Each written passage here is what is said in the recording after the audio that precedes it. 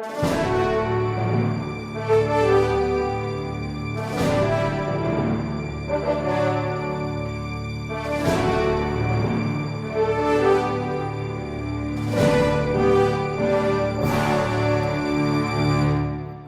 boa tarde a todos.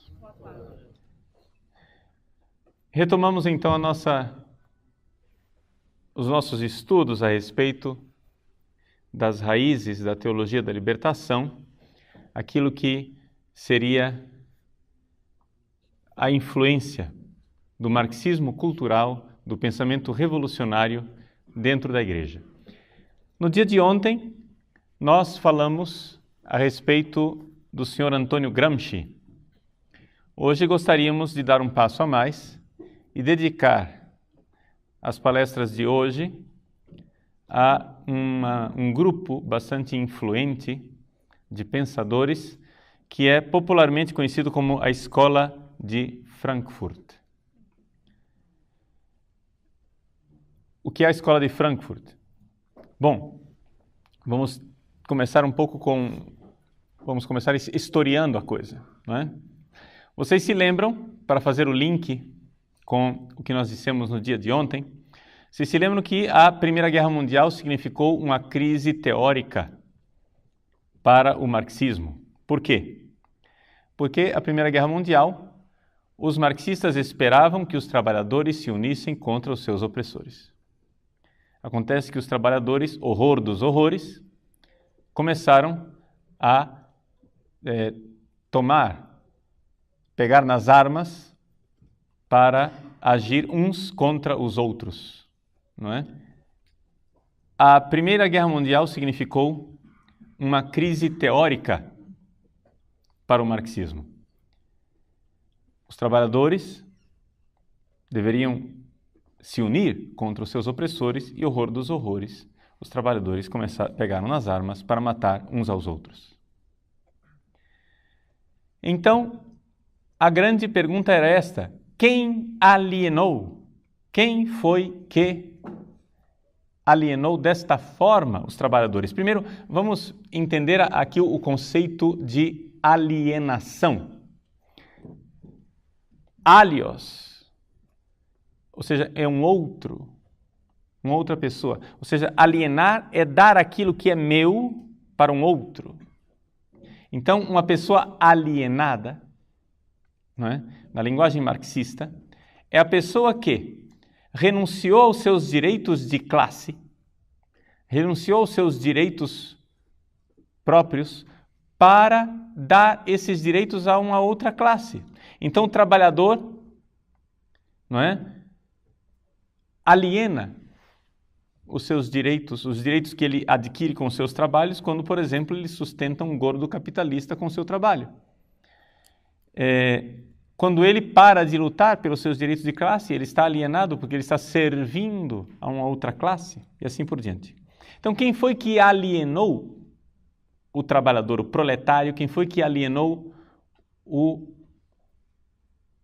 pobre, na linguagem nossa, para que ele parasse de lutar? A resposta que eles encontraram foi a civilização ocidental. Como é que eles encontraram essa resposta? Essa resposta ela foi encontrada ao mesmo tempo, contemporaneamente, por dois pensadores diferentes. Por um lado, Antônio Gramsci, que nós já vimos, que viu isso enquanto ele estava na União Soviética, não é? Na transição de Lenin para Stalin, ele se deu conta de que havia alguma coisa errada e que a teoria marxista pura e simples não iria funcionar. Era necessário que se colocasse aqui a questão de uma batalha cultural, não é? Ou seja, era necessário que primeiro mudasse a cultura do Ocidente para que se implantasse uma sociedade socialista.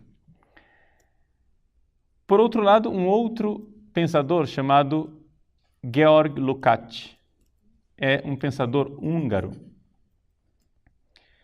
Esse pensador húngaro também chegou à mesma conclusão de Gramsci, Só que ele se reuniu com um rapazinho rico, não é? Que o pai dele tinha uma empresa, Felix Weil. Esse rapaz, Felix Weil, tinha bastante dinheiro e ele achava que a melhor coisa que ele poderia fazer com o dinheiro do seu pai era usar o dinheiro do seu pai para destruir o dinheiro do seu pai, ou seja, destruir o capitalismo. Então, ele pegou o dinheiro e fundou um instituto. Esse instituto inicialmente se chamava Instituto Marx Engels, relativo ao mesmo instituto, o instituto homônimo que havia em Moscou. Mas eles começaram a ver que dava muito na cara esse nome, então criaram um nome mais neutro, que é Instituto para Pesquisa Social, né? Sozialforschung em alemão. E tinha como sede a cidade de Frankfurt. Então, este instituto, né, que nasceu de uma reunião em 1923, onde Felix Weil, Georg Lukács e outros marxistas se reuniram, resolveram criar este instituto com o dinheiro do Felix Weil e de outros doadores, para, então, a partir desse instituto, estudar a civilização. Vejam só a finalidade. Estudar a civilização ocidental e destruí-la. Ou seja, o grande desafio da Escola de Frankfurt é esse: quem nos livrará da civilização ocidental? Quem irá nos livrar desta poção mágica, mortífera e pestilenta que é a civilização ocidental? Então, eles se puseram a estudar. Os pensadores principais desta escola, pelo menos os mais conhecidos, né? O mais popular de todos eles foi Herbert Marcuse, mas não era o chefe entre eles. O principal era o Horkheimer, que também tinha como parceiro em alguns escritos o Adorno. Então, Theodor Adorno, Max Horkheimer e Herbert Marcuse são os principais. Mas também existem outros ligados mais diretamente ou menos diretamente a essa escola de Frankfurt, como, por exemplo, acho que vocês já ouviram falar de Erich Fromm, né? Não sei se já ouviram falar de Wilhelm Reich, e assim por diante, né?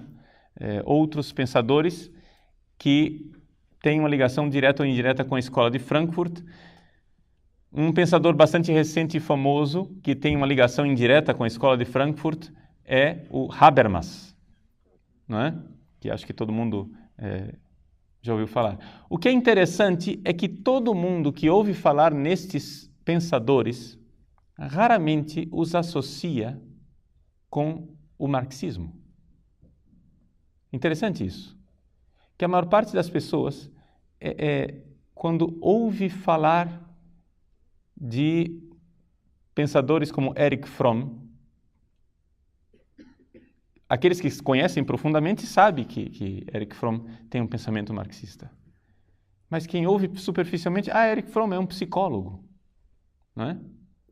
Ouve falar da escola de Frankfurt, a escola de Frankfurt, mas num pensamento popular não há essa coisa de que eles sejam marxistas. Por quê? Porque é um marxismo heterodoxo, ou seja, um marxismo que não segue a cartilha própria de Marx, porque é um marxismo que não luta diretamente no campo econômico, é um marxismo que luta no campo cultural.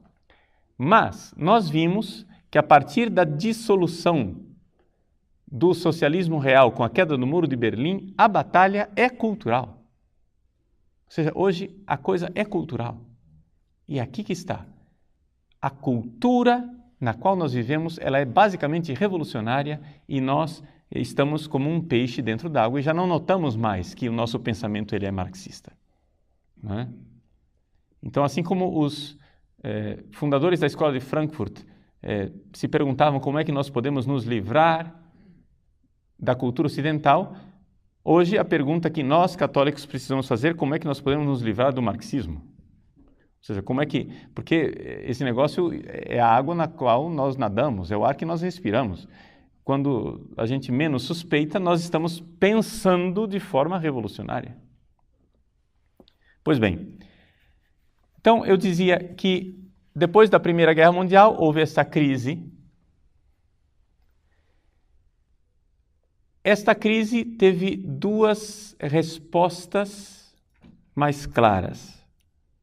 Primeira resposta diante da crise da Primeira Guerra Mundial. Por que os trabalhadores não se reuniram debaixo da bandeira da luta de classes? A resposta otimista do fascismo. O fascismo é um filho, né, do marxismo. O fascismo dizia: vamos, sim, criar uma sociedade justa, vamos, sim, ter um Estado totalitário, vamos, sim, realizar o paraíso aqui na Terra, todas as coisas que os marxistas queriam.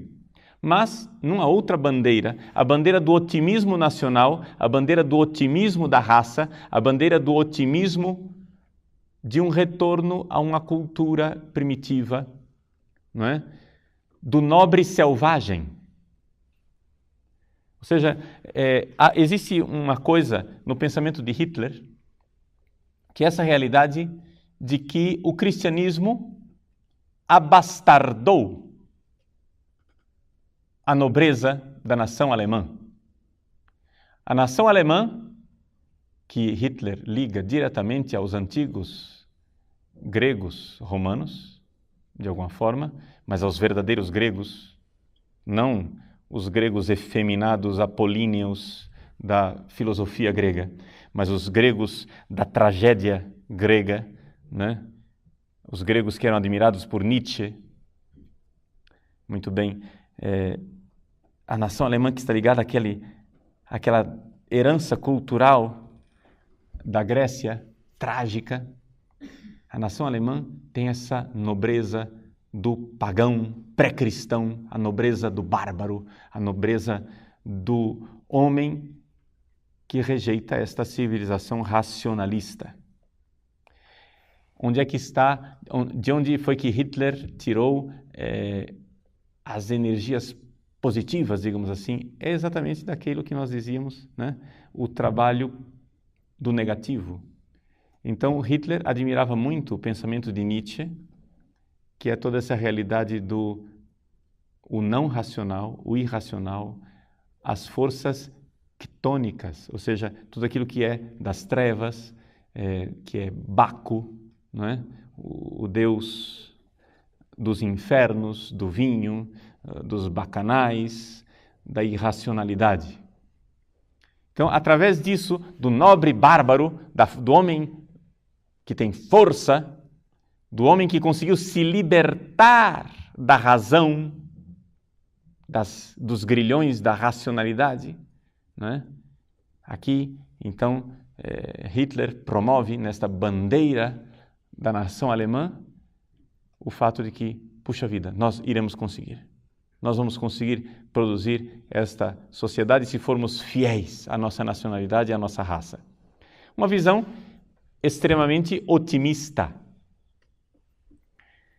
Uma segunda reação, depois da Primeira Guerra Mundial, foi a reação pessimista da Escola de Frankfurt, que só conseguia ver na civilização ocidental o seu lado negativo, nada de romantismo, de voltarmos às nossas raízes, etc., nada disso. O que eles queriam gerar um trabalho negativo e destruidor completamente. Por isso, se nós tivéssemos que fazer uma comparação, nós poderíamos dizer que a Escola de Frankfurt é uma versão atualizada e secularizada do movimento gnóstico.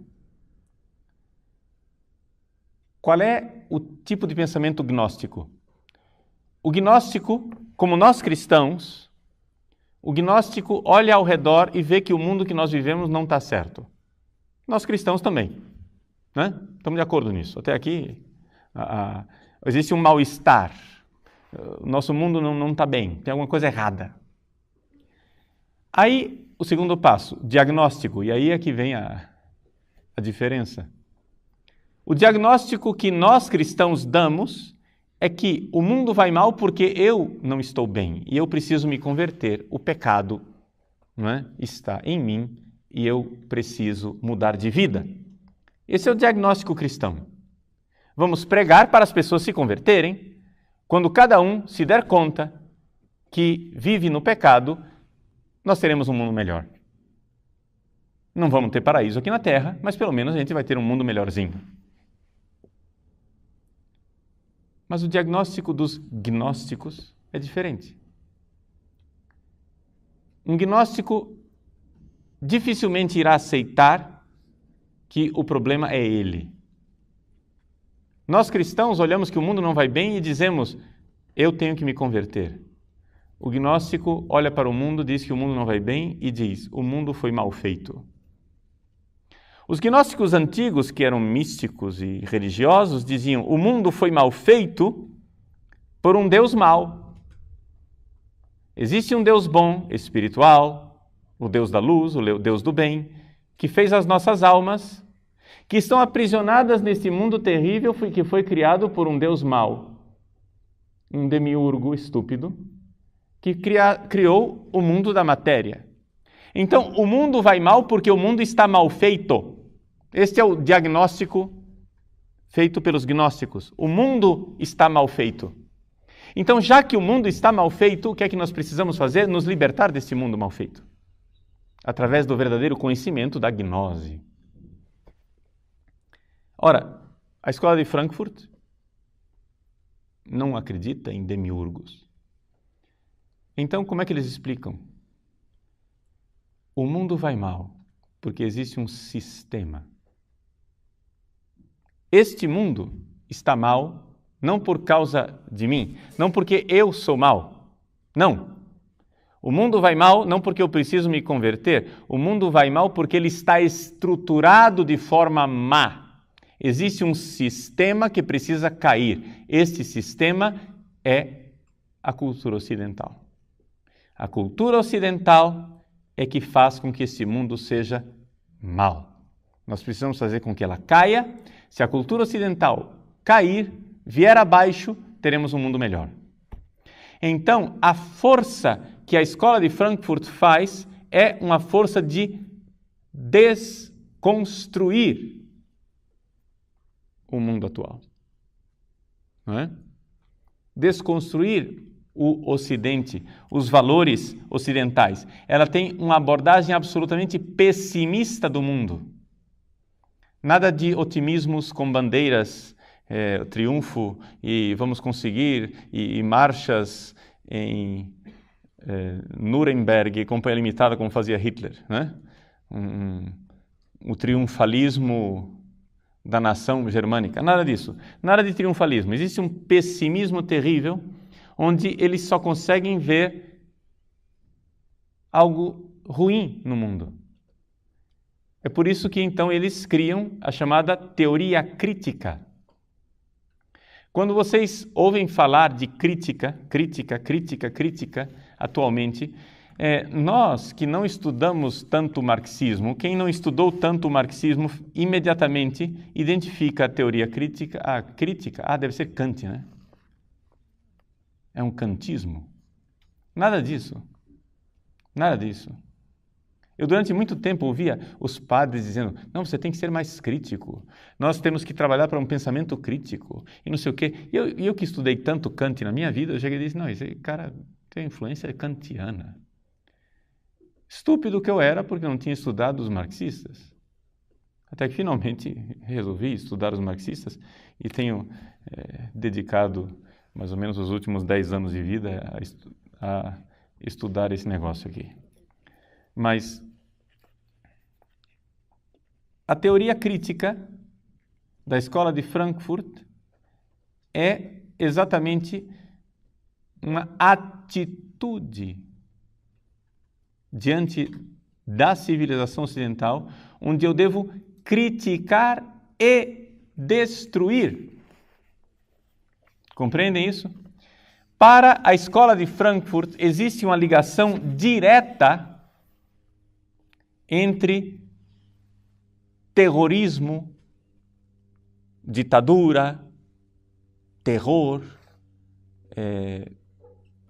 todo tipo de violência e civilização. Por que é que este mundo é um mundo de violência, de guerra, de injustiça, de terror? Porque ele é civilizado. Nós precisamos destruir a civilização e o terror desaparecerá. É necessário destruir a civilização para que das suas cinzas brote algo de positivo. Então é o trabalho crítico de destruir tudo. E eles são tão pessimistas e tão críticos que são capazes de ver perversões até nos atos mais simples da vida, como, por exemplo, assobiar. A mania que o ocidental tem de assobiar. Para adorno, por exemplo, quando eu saio assobiando pela rua, o que eu estou fazendo é a minha mentalidade ocidental, ditatorial, que faz com que eu queira dominar a melodia. É o domínio sobre a música. É uma mentalidade doente. Então, compreendem que são homens hipercríticos, pessimistas, que têm uma atitude negativa diante do mundo. O mundo está mal feito, a civilização está mal feita, precisamos destruí-la. Aí você vem e diz, tudo bem, a problemática está bonita, e cadê a solucionática? Não tem solucionática. Existe somente uma pars destruens. Entendeu? A parte que destrói. O que virá depois brotará automaticamente. Mas isso é típico do marxismo, hein? Por quê? Porque do marxismo, nós vimos ontem, existe esta convicção do poder criativo do mal, do poder criativo do negativo. Destrua e brotará a ordem. Entende? Faça o mal e surgirá o bem. Para qualquer pessoa que ouve um negócio desse, diz, esses caras são loucos. Mas é a demência de quem se recusa a aceitar Deus, a aceitar a verdade, a aceitar as coisas. A coisa realmente é como ela parece ser, é demência. Bom, então vamos ver de forma mais sistemática o que é que nos diz a escola de Frankfurt. Max Horkheimer e Theodor Adorno escreveram um livro chamado A Personalidade Autoritária. Esse livro é importante. A personalidade autoritária, eles fizeram um livro onde eles descrevem que existe uma íntima ligação entre o capitalismo e a sociedade ocidental e o fascismo. Vejam, aqui é que está a alquimia da escola de Frankfurt. Eles conseguiram, por um contorcionismo lógico, um revisionismo histórico, uma série de trapaças intelectuais, eles conseguiram convencer as pessoas que o capitalismo, a civilização ocidental, o cristianismo e tudo aquilo que nós veneramos como aquelas 3 colunas a respeito das quais falava o Papa, né? No Bundestag, na Alemanha, as colunas de Jerusalém, Atenas e Roma, ou seja, a ética judaico-cristã, a filosofia grega e o direito romano, eles acham que essa civilização é uma civilização fascista. Vejam, nós sabemos que historicamente, o fascismo nasce de uma crise do comunismo. Ou seja, o fascismo é um cisma do pensamento comunista. O fascismo é uma revisão do pensamento comunista. Pois bem, estes senhores que fundaram a Escola de Frankfurt, o Instituto para a Pesquisa Social, em 1923, quando Hitler vem ao poder em 1933, fogem todos para a América. Vão para os Estados Unidos e lá nos Estados Unidos, os três começam a analisar a sociedade americana e dizer: esta sociedade é tão fascista quanto a sociedade alemã da qual eles fugiram. Primeiro, você já compreende aí que existe uma profunda incoerência biográfica. Se a sociedade americana era tão terrível quanto, por que eles não ficaram na Alemanha? Não é? É mais ou menos como os cubanos que fogem do paraíso de Cuba para o inferno de Miami. Não é? Ou seja, a sociedade americana é tão terrível que os cubanos não têm dúvida nenhuma de enfrentar os tubarões do Caribe para chegar no inferno de Miami. Compreendem? Ou seja, um negócio absolutamente maluco, mas tudo bem. Lá estavam eles gozando da liberdade na América e dizendo que os Estados Unidos era tão fascista quanto. Agora, nós vemos como aqui existe algo que é básico no pensamento marxista revolucionário, ou seja, para eles não existe verdade, o que existe é propaganda.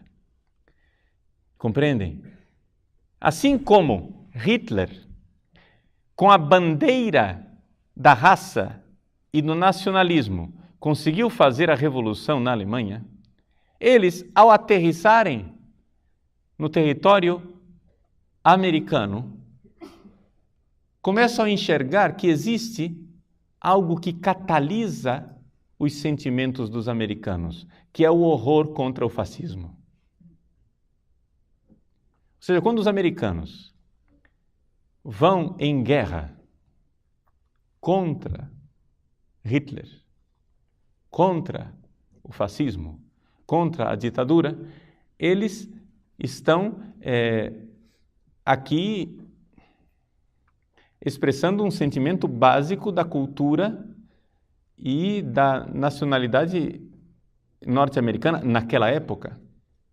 Os Estados Unidos de hoje é outra coisa, mas é bastante mais matizado. Mas naquela época, essa realidade de lutar pela liberdade, lutar para que contra um governo autoritário, onipresente, que tudo governa, isso estava na veia do americano. Não é? Então esse sentimento antifascista, esse sentimento de oposição a um governo totalitário e intervencionista que tira a liberdade era algo que estava no sentimento mais profundo da nação americana. Pois bem, eles pegam isso como bandeira para convencer os americanos: vejam, isto que você mais odeia é o que você é.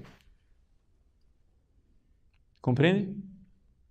Ou seja, eles começam a fazer uma espécie de alquimia, de mudanças, em que eles tentam mostrar para o homem da civilização ocidental, e o suprassumo da civilização ocidental para eles era os Estados Unidos, ou seja, lembrem que eles abominam a civilização ocidental. Então, onde que a civilização ocidental é mais ocidental? Nos Estados Unidos.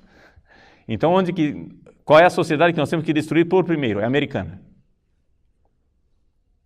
Então, eles começam a convencer os próprios americanos de que eles são fascistas. Eles se instalam na academia, se instalam nas universidades americanas, na Universidade de Colômbia, na Universidade de San Diego, na Califórnia, se instalam nas universidades americanas e começam a ensinar aos americanos que eles, americanos, são fascistas. Esta é a tese do livro de Horkheimer e Adorno, A Personalidade Autoritária.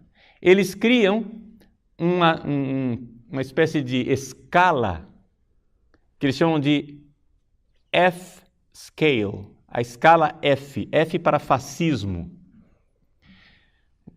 A sua personalidade, ela é autoritária conforme esta escala F. Você pode medir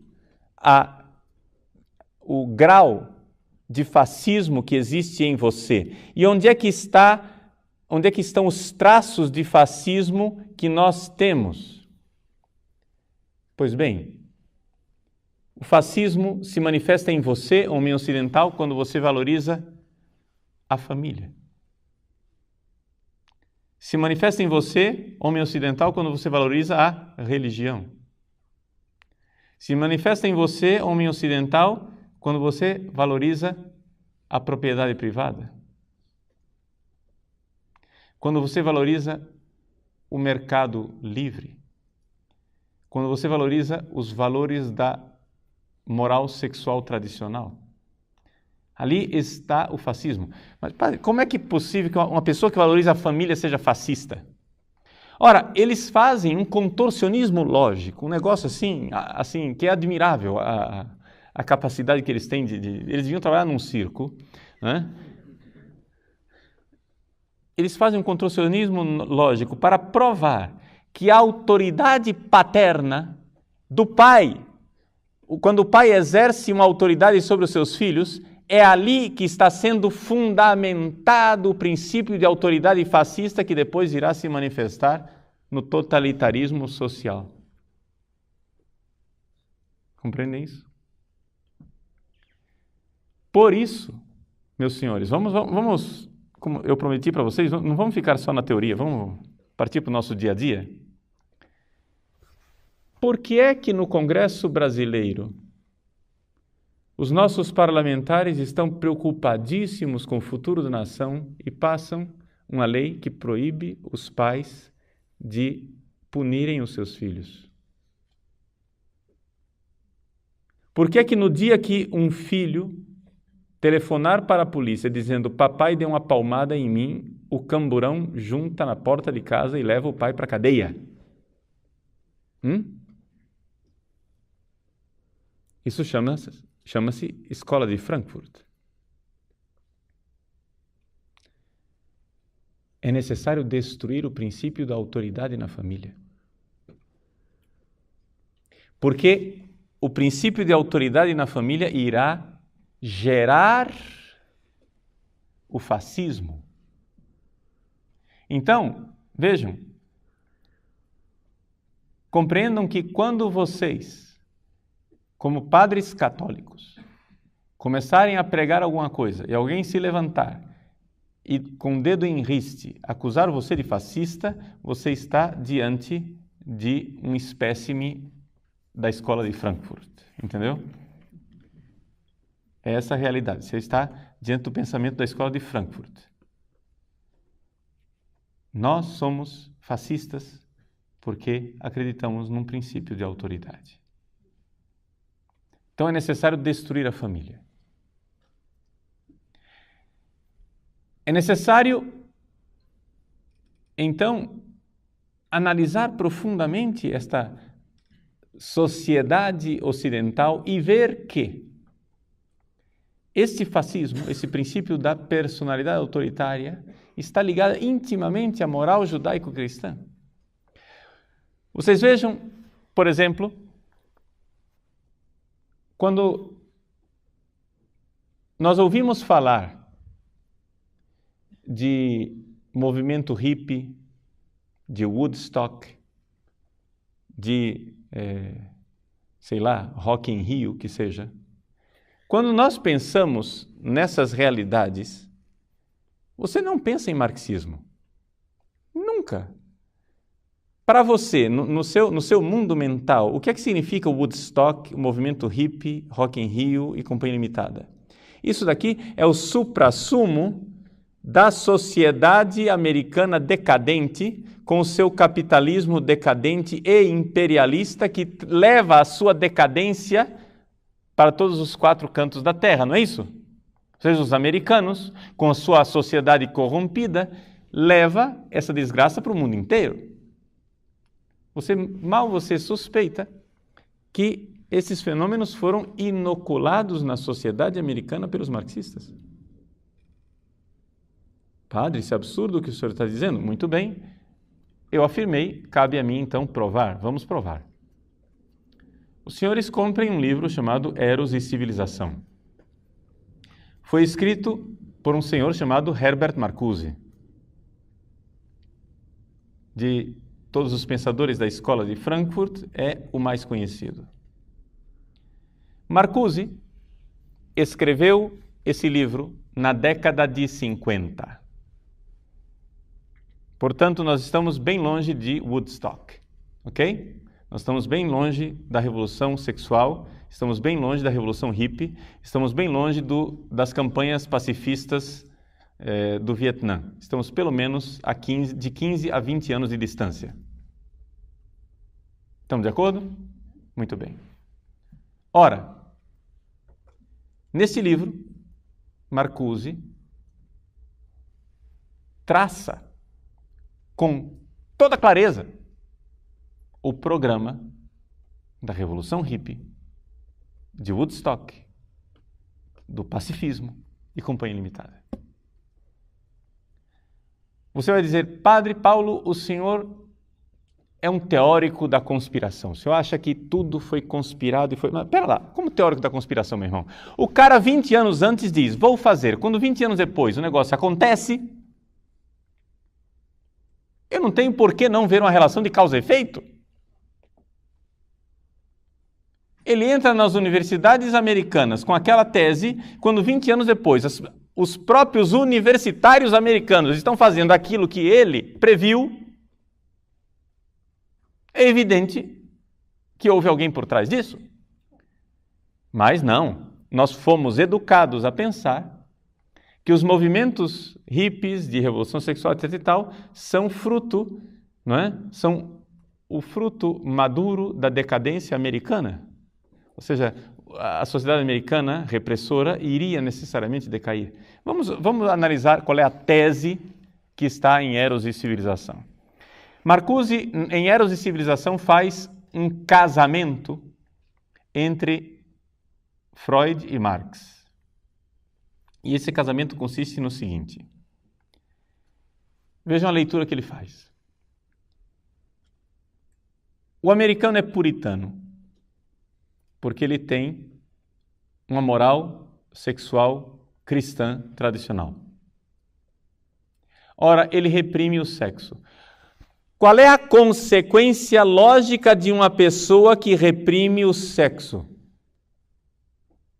É que ela fica agressiva. E é por isso que o americano gosta de fazer guerras. Isto é muito oportuno para o sistema capitalista, porque o sistema capitalista necessita de mercado. Então ele faz guerras para conquistar novos mercados e assim imperialisticamente ir conquistando o mundo. Então, o que acontece é isso. O que acontece com o imperialismo americano é que a sexualidade, a repressão sexual, é que mantém o sistema capitalista de pé. Compreendem isso? O homem americano, o homem heterossexual, de casamento monogâmico, de moral cristã tradicional, ele está reprimindo a sua sexualidade. Ele gostaria de fazer sexo, ele gostaria de sexo livre, ele gostaria de fazer muita coisa, mas o sistema opressor, a cultura ocidental o reprime com a ética judaico-cristã. A ética judaico-cristã ela é castradora, ela castra a pessoa vira uma panela de pressão e então porque ela não exerce a sexualidade, ela se torna agressiva. E ao se tornar agressiva, ela faz guerra. E ao fazer guerra, ela conquista novos mercados. E ao conquistar novos mercados, ela mantém o capitalismo de pé. E, por isso, atrasa a implantação da sociedade perfeita, maravilhosa, que nós, marxistas, queremos implantar nesse mundo. Portanto, existe uma relação direta de causa e efeito. Nós precisamos, então, fazer com que esse homem ocidental, puritano e reprimido, faça sexo. Surge, então, o lema de Marcuse: faça amor, não faça sexo. Não faça guerra, perdão. Surge o lema de Marcuse: faça amor, não faça guerra. Vocês já ouviram a palavra paz e amor, bicho? Paz e amor, bicho, quer dizer isso. Amor é sexo.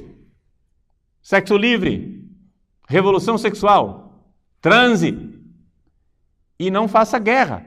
Paz. Então a revolução hippie é fruto direto do pensamento de Marcuse, que convenceu Marcuse e toda uma caterva de gente que o ajudou a fazer isso, né? Porque é evidente que ele não fez isso sozinho. Mas brota do pensamento dele que é necessário que os jovens americanos façam sexo. E ao fazer sexo, eles vão então se tornar pacifistas e não vão querer fazer guerra. E cairá o sistema americano. Cairá o sistema capitalista. Aplicando a nossa vida, que parece muito distante, década de 70, não sei lá o quê. Os senhores compreendem por que é que os marxistas dentro da igreja precisam desesperadamente que vocês não vivam o celibato? Entendem? Por que é que esses caras não nos deixam em paz para viver o celibato que nós queremos viver? Meu irmão, você quer casar? Seja feliz. Você quer transar? Seja feliz. Entende? Você é heterossexual e quer ter 10 mulheres, que as tenha. Você é homossexual e quer ter uma vida devassa, que a tenha. Mas me deixe em paz vivendo o meu celibato. O que é que você tem que se meter comigo? Entende? O cara é louco, pagão, não crê na moral cristã, não está nem aí. Mas quem é que está te impedindo de ser devasso e maluco? Seja. Me deixe em paz na minha igreja, eu quero ser casto, boa noite. Mas não. Eles fazem toda uma pândega, eles fazem uma arruaça em cima do celibato sacerdotal, para mostrar que o celibato tem que estar a ferro e fogo, o celibato tem que estar ligado a alguma espécie de patologia. Então eles querem convencer-nos de que o celibato não é bom, para que nós paremos de viver o celibato e vivamos uma vida devassa. Por quê? Porque eles acham que no momento em que você parar de viver o celibato, você deixará de sustentar o imperialismo romano. Romano. No caso nosso de igreja, o imperialismo romano. Não americano. Claro que é o mesmo sistema. Entende? Eles identificam a opressão romana, católica, etc., etc., com o mesmo sistema americano. Mas nós, católicos, não é? Temos um sistema espiritual dentro da religião, que é, digamos assim, o paralelo do sistema econômico americano. Assim como o sistema econômico americano vive de imperialismo, o sistema espiritual romano vive de imperialismo também. O sistema romano vive de oprimir os povos e romanizá-los, onde, então, por interesses pérfidos, não é? O Papa e a sua caterva de padres conservadores, vive para oprimir os povos e impor a eles uma ortodoxia doutrinal. E esta guerra que os padres fazem, querendo impor ortodoxia doutrinal, está diretamente ligada com a repressão sexual do celibato. Faça cair o celibato e você faz cair a ortodoxia doutrinal. Agora, de uma certa forma, eles têm razão. Eles não têm razão, mas eles têm razões. Deixa eu dizer o quê? Existe uma verdade que é a seguinte, isso é uma verdade espiritual. Se você não vive como pensa, vai terminar pensando como vive. Então, de fato, se você, vamos supor, estuda o catecismo da Igreja Católica, você estuda a doutrina da Igreja Católica, você é muito ortodoxo, mas você não consegue viver uma vida virtuosa. Um dia você vai na balada, outro dia você sai com a menina, outro dia você transa com ela, e depois você vai num site pornográfico, aí depois você se masturba, aí depois você faz isso e aquilo, etc, etc. Você vai aprontando. Você apronta na sua vida sexual. O que acontece é o seguinte, ou você muda a sua vida, ou você vai terminar pensando como você vive. Isto é verdade biográfica na vida de muitos padres. Os padres recebem... Como é que esse pessoal consegue tantos seguidores? É assim. O movimento de esquerda dentro da Igreja Católica vive de parasitar as vocações alheias. Vejam, eles não têm uma vocação sequer. Jamais, raramente, é quase assim uma mosca branca, raramente um rapaz entra no seminário sendo de esquerda. Quem entra no seminário é conservador naturalmente. Os rapazes que entram no seminário são bons, bem-intencionados, querem viver o celibato, querem ser fiéis ao Papa, querem viver a Igreja tal qual ela é. E essa é a razão pela qual tem tanto sucesso, não é? As dioceses, as congregações e os seminários que têm um perfil mais conservador. Por que é que, por exemplo, congregações femininas que abandonaram o hábito e se tornaram libertárias estão morrendo e não tem ninguém no noviciado, enquanto outras congregações que têm o hábito, que continuam tendo uma doutrina cristã, que continuam tendo um segmento normal da vida de adoração eucarística, de terço, etc., etc., estão coalhados de vocações. Por quê? Porque é o natural. Quando uma pessoa pensa na vida sacerdotal e religiosa, pensa em alguma coisa num quadro mais tradicional. Mas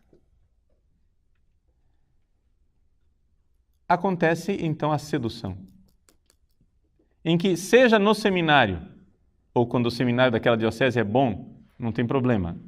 Se o seminário foi bom e formou o seminarista de forma decente, não tem problema. Depois que ele sai do seminário, a gente perverte ele uma vez que ele já é ordenado, não é? E como é que acontece essa perversão? Não acontece através de silogismos. A perversão, ela acontece na prática, pela sedução do mundo. Ou seja, você é ordenado padre, aí vai se confessar com um colega padre. E ele diz, não, mas não seja tão duro com você. Deus perdoa. É normal. Deus é o Deus da vida. Deus criou o sexo. Por que é que você fica reprimindo aquilo que Deus criou e demonizando aquilo que não tem nada de... Deus vai perdoar. Aliás, o inferno nem existe. Porque Deus é amor. Você acha que Deus vai condenar alguém para o inferno? Então, a partir disso, a brecha está aberta. E aquele padre que antes era católico, ortodoxo, ensinava o catecismo, etc., etc., a partir desse princípio de aparente e falsa misericórdia, irá caindo de abismo em abismo, até que finalmente ele terminará pensando como ele vive.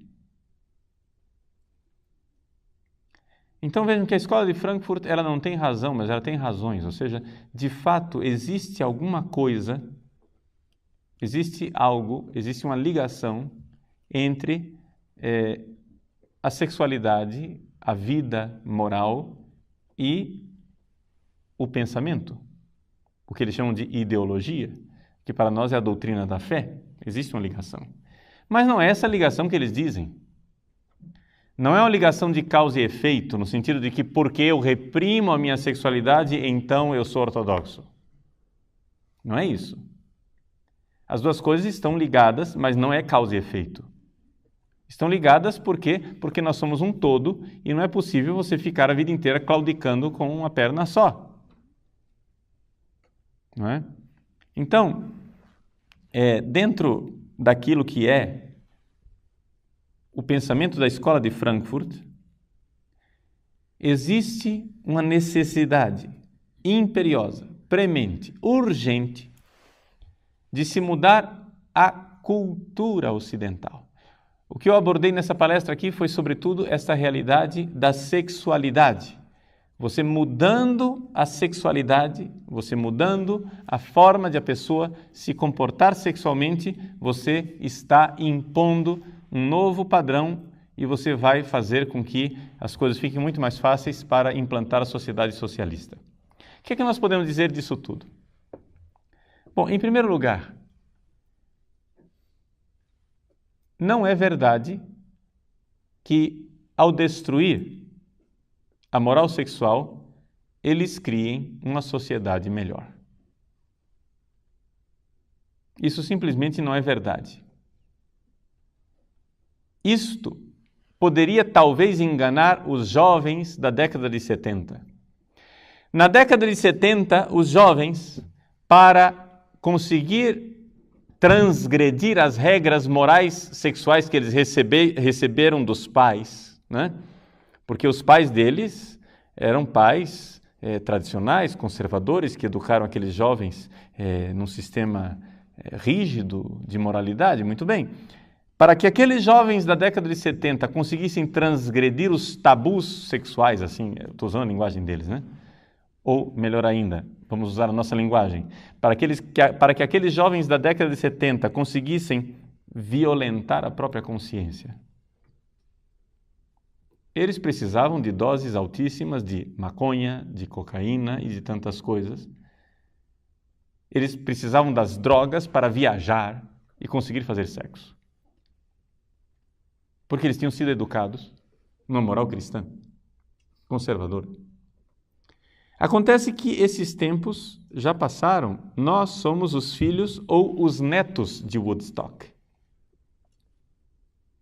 Entendeu? Hoje, vovô é que é maconheiro. Entende? Vovô é que usa cabelo comprido, é tatuado, gosta dos Beatles e é aberto. O neto, muitas vezes, isso não é regra, é evidente que isso não é regra absoluta, mas muitas vezes o neto já está vendo o mundo horroroso criado pelo seu avô e rejeita esse mundo e quer entrar no seminário para consertar alguma coisa. Por quê? Porque já não aguenta mais o vazio da existência.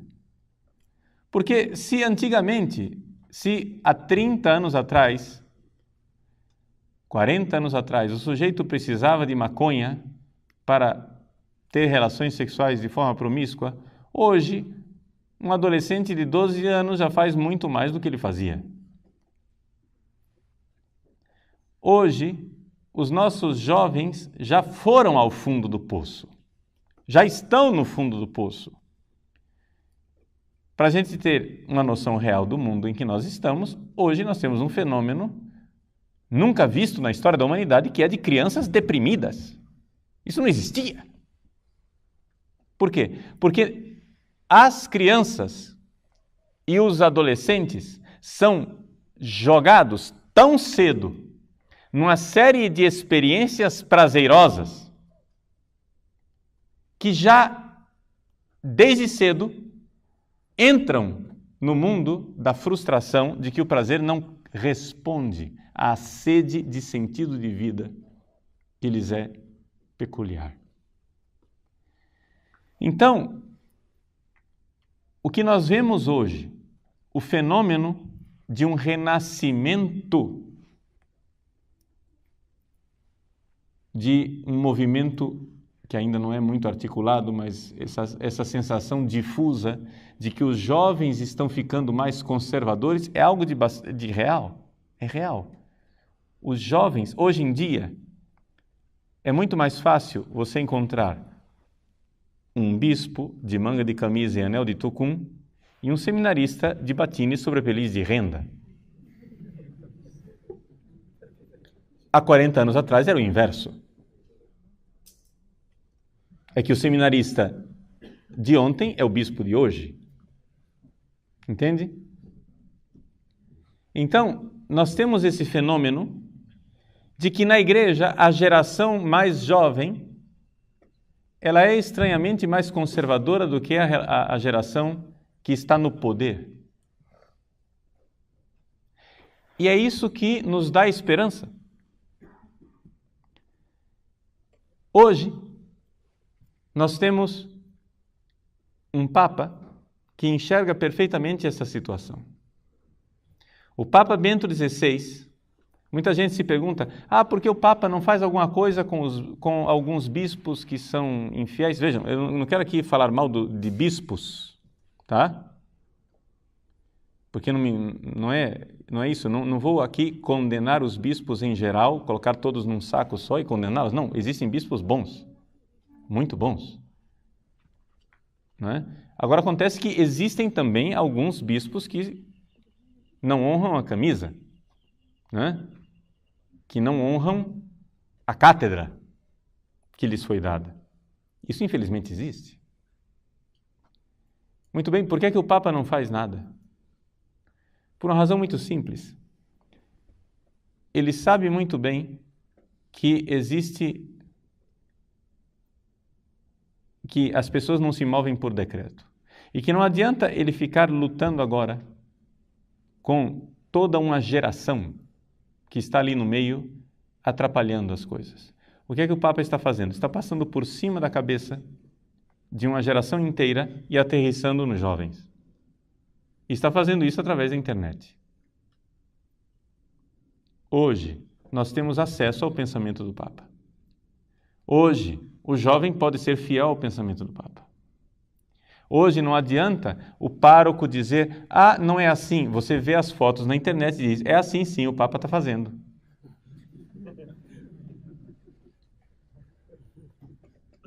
Entende? Ou seja, enquanto antigamente nós não tínhamos acesso a Roma, enquanto os decretos romanos se perdiam no meio do Atlântico, quando chegavam aqui no Brasil já estavam completamente aguados e com um significado mudado. Hoje, o jovem tem acesso direto ao Papa. E a esperança para a igreja, no futuro, é esta geração.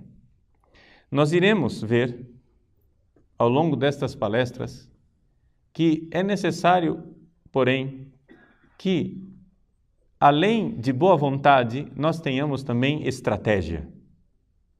É necessário que a gente saiba que é necessário ter estratégia e paciência histórica para chegar em algum lugar com aquilo que é a necessária, entendam bem a palavra, reforma da igreja. Ou seja, a igreja precisa voltar às suas fontes, precisa voltar à sua identidade verdadeira, precisa compreender que nós estamos infiltrados por uma série de mentalidades e estamos no meio de uma batalha cultural terrível. Vocês estão vendo claramente de onde vem a mentalidade que nós vivemos dentro da igreja? Vocês veem claramente que a coisa foi formada por uma mentalidade muito alheia ao cristianismo e que, no entanto, está fazendo cabeças dentro da igreja e criando uma série de confusões dentro da igreja. Como é que nós podemos fazer para reverter tudo isso? Calma, não vou tratar disso agora nessa palestra. Por enquanto, nós estamos na primeira fase. A primeira fase é de explicar ao doente que ele está doente e por que ele está doente. Estamos no diagnóstico, não estamos ainda na terapia, não é? Estamos no diagnóstico vendo como é que, sem perceber, nós somos, sim, gramscianos e somos, sim, frankfurtianos, de alguma forma inconsciente. E que essa realidade está dentro da igreja e está criando uma doença generalizada. Por quê? Porque estamos sendo sabotados por um pensamento alheio ao cristianismo. Essa é a ideia fundamental que eu estou transmitindo para vocês, né, nessas primeiras palestras. Depois do diagnóstico, quem sabe, né, conseguiremos traçar o caminho de uma terapia para essa doença e assim sair do abismo no qual nós nos precipitamos.